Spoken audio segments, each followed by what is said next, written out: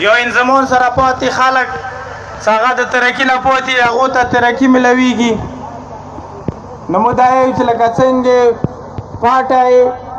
د خیبر پښتونخوا سره ضم کړي دی، نو پکار دا دی چې د کومې پاتې علاقې دي په پاکستان کې چې هغه بلوچستان هم یادېږي،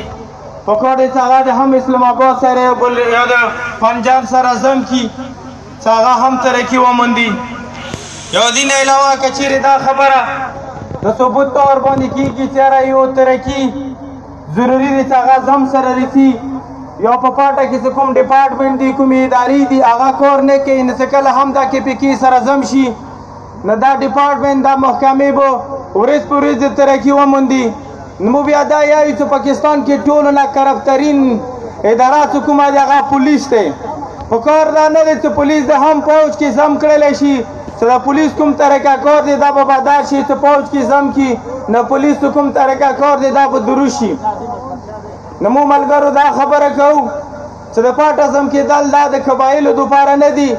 پاټه ضم کېدل دا د قبایلو د ترقي دپاره نه دي، پاټه ضم کېدل د قبایلو د روښانه مستقبل دپاره نه دي، بلکې پاټه ضم کېدل صرف او صرف د قبایلو د مغدنیات د قبایلو د وسایلو باندې قبضې اچونې دپاره شوي دي. نو دا کوشش کوم روان دی،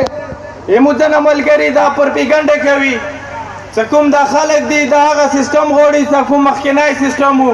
دا هغه خلک جرګې والا سیستم ته باید نظر کسي، دایمي مشرانو ته باید نظر کسي. موږ د دغه راتګ او د دغه پنډال مطلب صرف دا دی چې د قبایلو پښتنې نه بغیر چې کوم انضمان شوی دی باید چې قبایلو نه د پښتنه وکړلی شي. کوم سرتاج عزیز کوم رپورټ پیش کړی دی پکار یې هغه ته د سنجیدګي سره ولیدلی شي. زموږ د دې مطلب دا دی چې د پاکستان کې آئین کې دا لیکلي دي چې په هغه دپاره آئین سازي نشي کېدلی، بیا هم د اتوار ورځې د مو خلاف یا د مو په حق یو بیل پس کېږي. نه خپله خبره مو په دې حوالې سره مختصر کوم چې که چیرې قبایلو نه پوښتنه وکړلی شي چې د څلورو آپشنو کې د قبایلو کوم یو آپشن خوښي د ریفرنډم په ذریعې باندې په کار یې په قبایلو دغه لوګو کړلی شي. اول دا که چیرې قبایل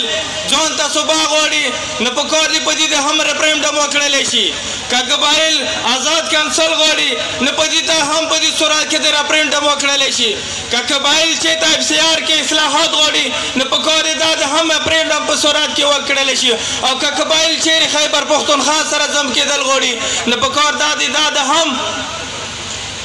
د ریفرنډم په ذریعې باندې وکړلی شي. باید د دوو مشرانو یا د دوو مینوګانو خبره نه دی، دا د ټولو قبایلو پوښتنه دی، دا د ټولو قبایلو رایه دی او موږ دا یو چې دی که د ټولو قبایلو نه رایې واخیستل شي. مننه، خوشحال بریالي اوسئ.